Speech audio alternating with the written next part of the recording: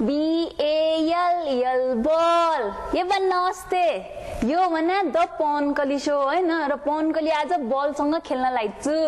आजभोलि बच्चालाई ए for Apple हुन्छ भन्दा नि BALL बल हुन्छ भन्ने कुरा धेरै थाहा हुन लाग्छ किनभने सरकारले यो बल भन्ने कुरा हैन घरि चाहिँ माओवादीको कोटा छ भन्छ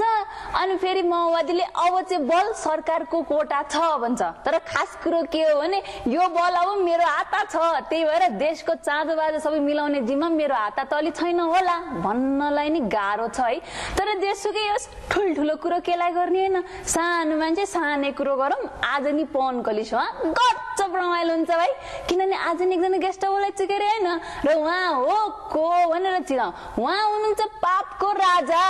त्यो भन्दा नि थाहा भएन भने एउटा सानो गीतको टुक्रा देखाउँछु त्यो हेरेपछि थाहा पाउनुहुन्छ कसलाई बोलायौ भनेर ल हेर्नु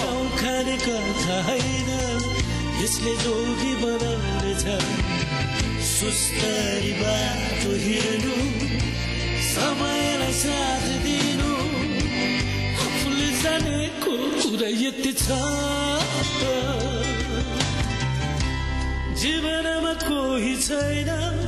आफन्तले मलाई पत्याउँदैन यो जिउनुमा नै बेकार छ हेर्नु मैले हैन हो उहाँ भने ओम विक्रम नमस्ते नमस्कार तपाईँ यो चिन्नुहुन्छ नि हैन बल कहिलेकाहीँ तपाईँको घरतिर आए नि यसो राखिदिनु केटीकेटीले खेल्दाखेरि हजुर आज बोल्दा जसको हात बल हुन्छ वही ठुलो मान्छे हुन लाग्छ भने त्यही त तपाईँलाई सुरुमै उपहार बल धन्यवाद है घर राखिरहनु सायद मलाई पनि पोटा पर्छ कि के थाहा के भन्न सकिँदैन त्यही त अंग्रेजीमा भन्छ नि यु नेभर नो हो ठ्याक्कै त्यस्तै हो है के छ दाइ स्वागत छ है तपाईलाई धन्यवाद पवनकली जी बडो राम्रो चस्मा लाउनु भएको रहेछ दाइ हजुर धन्यवाद नयाँ स्टाइलको रहेछ हो ए अमेरिकाबाट ल्याउनु भयो अमेरिकाबाटै हो अमेरिका निकै बस्नु भएन बस्यो 6 महिना के हो दाइ त्यहाँका छोटा छोटा लुगाला तरुनी देख्न पाएपछि त देशै फर्किनुहुन्न अब त्यो त अब कहाँ जाडो महिनामा गएको त्यो छोटो छोटो लुगा लाउने मान्छे कोही पनि देखिएन अरे व्यर्थै भएछ गएको नि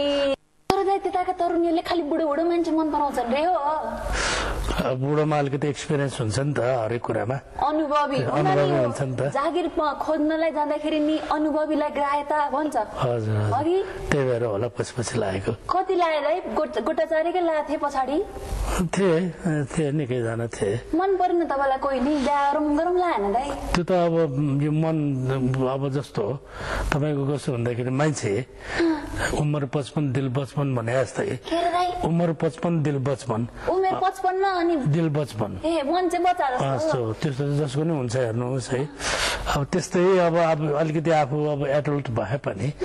मन त हेर्नुहोस् अलिकति सबैको कुछ कुछ होता है भन्ने त भइहाल्छ कुरो त बुझ्यो दाइ तर म त तपाईको साक्के बहिनी त नहुनम तर नि उमेरको गेप अनि छोरी बाउ जतिकै छैन त्यही भएर मनलाई यसो बाँधेर राखौँदै आज चाहिँ ट्याक्कै गाँठो पारे जस्तो छोरी र बाउ जस्तो त होइन दाजु र बहिनी जस्तो भन्नुहोस् न त्यति साह्रो त भन्नु भएन नि अब उमेर 55 दिल 55 त खाली र टुका पो भने त त्यति त भइसकेको छैन नि त कस्तो कुरा गर्नुभयो हजुर माफ मागे मैले है तर दाइ नयाँ चक्का लिएर आउनु भएको छ फोलोरा हजुर भाउजूको नाम होइन अवश्य हो है के हो भाउजूलाई धेरै सम्झिनु भयो अहिले अब कसरी बिर्सन सकिन्छ र अब जिन्दगीभर होइन अब यो भित्र गइनु नि अब छातीभित्र त छ नि अघि चिरेर देखाउँ भने अझै भाउजू देखिन्छन् देखिन्छ है अरू कोही त देखिन्नन् अहिलेसम्म त छैन छाटखाट छ कि नै दाइ अब त्यस्तो कुरो त अब कस्तो भन्दाखेरि मान्छे हो है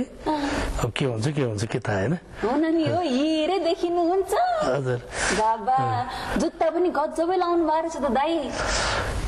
यो नि अमेरिकामै किने हो तपाईँ अब अमेरिकाको ओम विक्रम विष्ट भन्ने बेला भइछ भने जे भन्नुभयो नि हुन्छ मोटाएर हृष्टपुष्ट भएर आउनु भएको छ अलिअलि मोटा छु सन्तोक दाइ सन्तोक त के हुन्छ र अहिलेको जमानामा है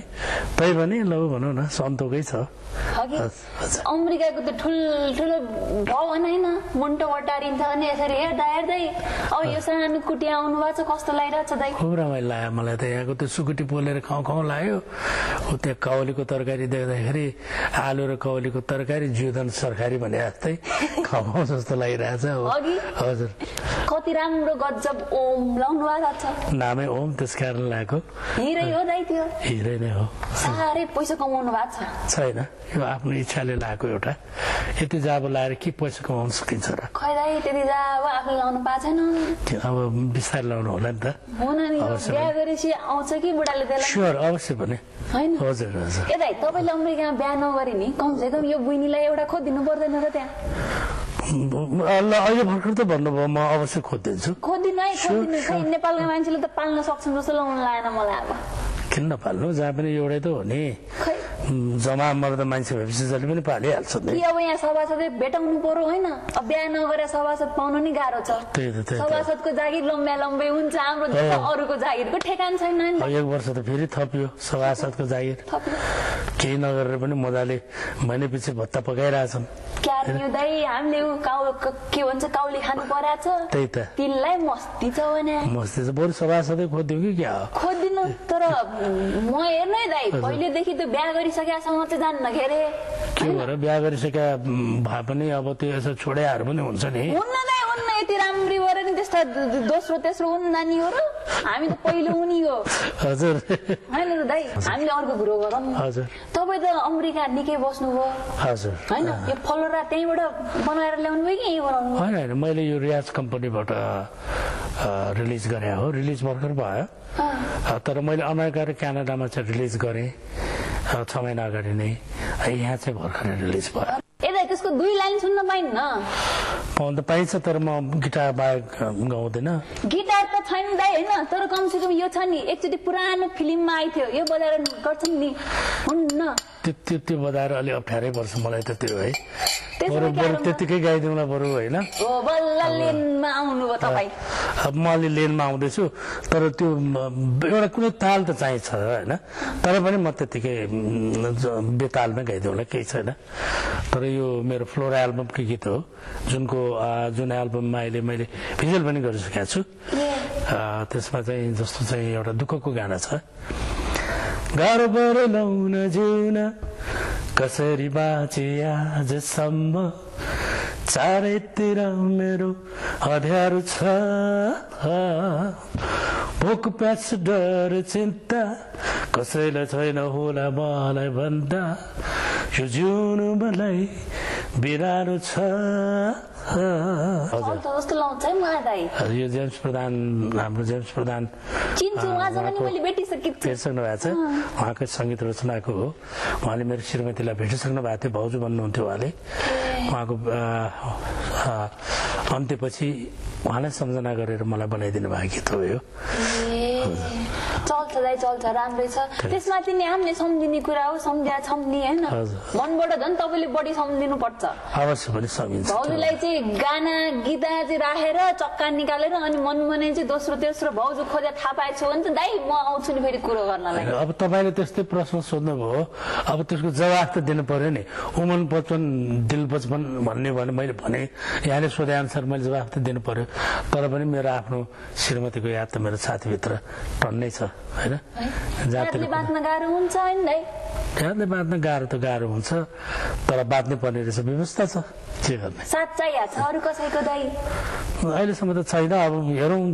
बुढेसकाल लागेपछि साथ चाहिन्छ कि साथ अझै नि हिरे जस्तो देखिनुहुन्छ के अरे होइन अहिलेसम्म त अब एक्लै बाँच्ने क्षमता छ होइन त्यति कुनै कसैले रोजिएको छैन अहिलेसम्म तर दाइ कसैले रोज्यो भने तपाईँले यस यस भन्नुहुन्छ होला सबै कुरो मिल्नु पर्यो नि त कस्तो खालको मिल्नु आफ्नो मन मिल्नु पर्यो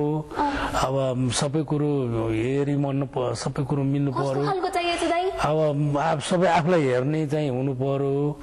सुधार गर्ने चाहियो स्याहार सुसार पनि गर्ने पर्यो होइन दुःख सुखमा साथ दिने हुनु पर्यो परेन त्यसले गर्दाखेरि हरेक कुरो